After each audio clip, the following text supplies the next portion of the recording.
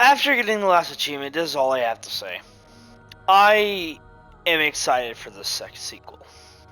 I am so excited, and I'm ready to do this. Like, I'm genuinely ready to play Remnant 2. I have done everything. I have killed every boss on Apocalypse, which is fucking hard, I have to say. Even the fucking Ezekiel Queen, which honestly, I did do the alternative kill. To be fair, I could have done it normally with the strat I had. I didn't get the last stats effects, the 3 traits I'm missing, but one of them is online, which I'm never going to be able to get. And yeah, so, what do I think of this game? What do I think of Remnant from the Ashes? I think it's probably one of the best games I've ever played. And I'm looking forward to the sequel. This game has done so much for me and has made me realize how you can make a good game. Just a good game. There's so many good things about Remnant from the Ashes that I can't even begin to list them off. The weakest part of this game is the story. And even then, it's brimming with fucking detail. It's so good. This game is great. It has amazing combat. And the only thing I'll complain about is Apocalypse. Which, Apocalypse isn't too hard or anything. It's just, Apocalypse feels very streamlined, where you're either going to get one shot, or you're going to do no damage, and there's no in between unless you use the most meta shit. Which I hope the sequel fixes. Absolutely, I hope the sequel fixes. And it's very possible for the sequel to do that. It's so possible for the sequel to do that. I also want to say that this game has done a great job of not only adding a permadeath mode, which is so fun because you never know what you're going to get except for certain bosses, but also you get permanent rewards for all of your characters, which is amazing. And I love that. And that is so good. I'm ecstatic for the archetype changes, because will we use weapon skills? Probably. We'll lose weapon skills, but I'm gonna be honest, that's kind of like the worst part of Remnant 1, because most of them are bad or unusable on fucking Nightmare and Apocalypse. So the fact that they're either being removed, reworked, or combined is amazing, and I'm so happy to say that. The armor sets are making a comeback, which I'm so happy. These armor sets are so fun to play with and absolutely define your playstyle. And I love that. And I'm so happy now, not only we're going to have armor sets, we're also going to have archetypes, which, further enhance your playstyle. And I love it. I love it so much. Now, the second thing already that I'm going to bring up. Playing this game alone fucking sucks. Like, I've played very little with friends. It's 10 times better than playing this game fucking alone. And that's not even to say it's a bad solo game. I enjoyed it so much playing solo. But it's fucking ass. Like, 90% of the build ideas, 90% of my traits do fucking nothing for me in fucking solo. And it makes me have to play the idea I have to be able to do everything in a solo player, which Remnant 2 is fixing. We have more self-revives. We have 2 archetypes with a self-revive, which is great, and I love that. Because not only can that be used in a multiplayer sense to be aggressive, but that can be used in a solo sense to fucking not be over when you die. And I love that. Now, another thing I'm going to talk about. The beginning choice in this, like which archetype you choose, meant nothing. It was your starting gear and the one specific trait that you wanted. And in all fucking honesty, the best one's the ex-cultist. You probably start with one of the best traits, power generation, and a somewhat decent setup, but it doesn't matter because you can just buy everyone's guns later on. And you probably start with the second of the two armors. Honestly, you could also do the same thing with fucking Hunter first. Like Scrapper was shit after the early game, but the point is it did nothing. It was literally just armor and weapons and that one trait, and that was it. So the fact that Remnant 2 is changing that, making them actual characters, is amazing. Next, I want to see new armor in Remnant 2, but I don't want to see. I would rather they have less armor, new armor sets, new weapons, and rather focused on balancing the archetypes and characters. Because, in all honesty, seeing these armor sets in these new improved system completely changes them. Some armor sets have gone from shit to really overpowered now because of the new armor system, the new archetype system. Like, I want to run the Void set. For context, the Void set's this one actually, one of my favorite ones. Really good. I don't want to go too much into it, but I'm going to say, basically when you're not taking damage, you do a 25% more damage. But when you get hit for 6 seconds, you get 25% damage and mitigation instead. And if you go 6 seconds without taking any damage, then you switch back to 25% more damage, which is great. Very fucking good. But the point that I'm trying to get at, this armor set is completely reworked. Not even because they reworked it, because of the new fucking archetype systems. Because now this armor set has gone from being alright, or like pretty good, honestly, it was still pretty good, even now, to fucking overpowered, or really good, now.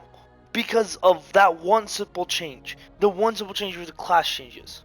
Because now you can have either insane damage reduction, like insane speed, insane a lot of stuff to add on to these armor sets.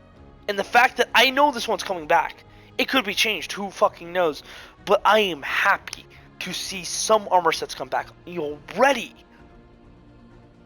Now, granted, I don't want to see every set come back, but maybe actually I'll be fine with every set coming back as long as there's enough new stuff.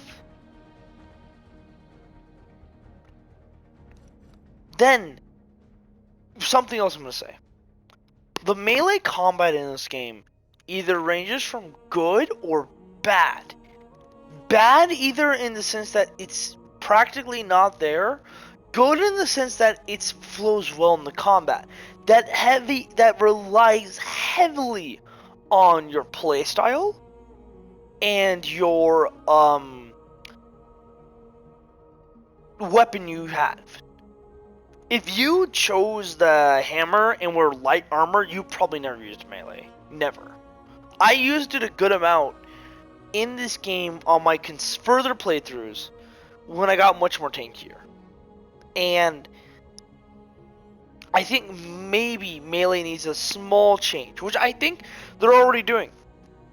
From what I saw already, where you can weapon bash and other stuff. So that's already a step in the right direction. Now, what now in terms of the fucking weapon skills? We don't have skills on weapons anymore. We don't have them. For context, for people who don't know, the weapon skills are basically skills you can insert in and out on your gun and do a special ability, like have a grenade launcher, make your bullets fire, give a buff to your allies, etc., etc. So, is taking that out a good idea? I already answered that earlier, but is that gonna hurt playstyles? And I'm gonna say no. In all honesty, the weapon skills you chose had nothing to do with your weapon. You chose them either because you wanted to use them, and that's it. That's it. Like they didn't like work like matter what weapons you were using. You just wanted to use them. So that's something else I'm gonna add. Now, the trait system. I think the trait system is one of the greatest systems. There is skills that you can choose when to upgrade, but unlike games like Dark Souls or Code Vein, Elden Ring, any of these games, you have a limit on what you can do, and it's not like, okay, I did this, I'm gonna keep investing in it. No, you're not. You're gonna invest in something else now, and this puts people in a very interesting field because you know you can max out everything. The question is what order you're gonna want to do it in, which is good. That's good game design. That is really good. Because you should max out health at some point, but you don't have to unless you really need it or you want to. Like for me, I did it when I wanted to, and which is right away. Which, if you know me, oh, that makes sense. Fucking AG's gonna max out health, yeah. But it's really good. I like that trait system because of that. Because I didn't get stamina until way later, which you could say, oh, whatever. But to be fair, stamina was only used for sprinting and rolling, which isn't a lot, actually. I didn't need it to attack like in other games, so it was actually not that bad of a strategy.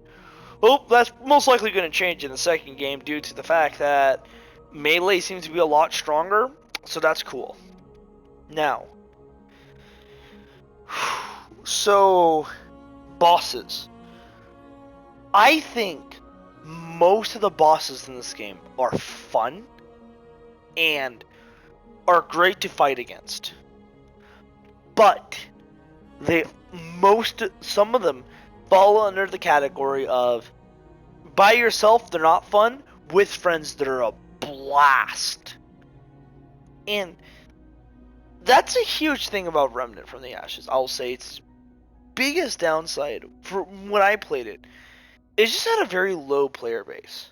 And I'm hoping that they had crossplay and cross-platform play. If they do that, this game, like Remnant 2, will not die. And I think Remnant 2 will be one of the best games ever come out if they did that. Even if they don't do it on release. If they literally wait for like 2 or 3 weeks or like a month, or like even 2 months, fucking, I'll give them 2 months, and they iron out the bugs, iron out all that, and then come out with cross-platform, cross-play, I'm going to fucking love them. And I want to support this game. I want to support this second game as much as possible. And I cannot wait. I think this may be one of the few times I take video clips and I actually upload them. Because I have had weird relationships with games. They're either really good games and I like them a lot, and I know they're going to be good because they're made by a AAA game company, or because the first game's really good. But at the same time, I already kind of knew what I was getting in the sequels. God of War with God of War Ragnarok, I knew Ragnarok was going to be very similar gameplay, maybe just polished a little and changed a little bit, but not much. But I loved it and played it because the story was amazing. And in Remnant's case, I think that this can straight up be one of the best games ever come out. Unlike other games that are kind of like going off like remakes or remasters, which, not to hate on them. Dead Space Remake that came out earlier this year and Resident Evil 4 Remake are amazing. They are 2 faithful remasters and remakes to the original, changing stuff and making it great. But this will be the first new game in a year since Ragnarok came out. And even then, I don't want to really count it because that's only on one console, and that's PS5 and PS4. That's it. But I cannot wait for this game to come out on everything and just completely sweep the world. There is no PvE game that I can say that about. Even Elden Ring, I thought it was going to be amazing because I've been so dry on content. But immediately after playing it for like 200, 300 hours, I realized it was a good game, but wasn't amazing. It's a great game. I loved it. I loved it a lot. I enjoyed it a lot where I put like 100 hours, like 400, 300 hours in it. But it was missing a lot of stuff because it like kept some stuff from Dark Souls 3 and just I don't know how to say it. I don't want to make this a whole thing about Elden Ring, but Elden Ring was a good game, but it didn't stick with me for long. Like immediately when summer started, I stopped playing it. I stopped playing Elden Ring when summer started. I have been playing Remnant from the Ashes for fucking ages. For years. I've been playing this game since 2020. I have consistently been on and off this game. And it's been so hard for me to try to play this game when the second one is so close. Which is the only reason why I haven't been playing it. And I only got on right now to finish this game's last achievement, just like a platinum in. And get the last weapon I was missing, which you can see right there at the claws. So, I'm excited. I'm excited for the second game. And I think they are making one of the best games ever.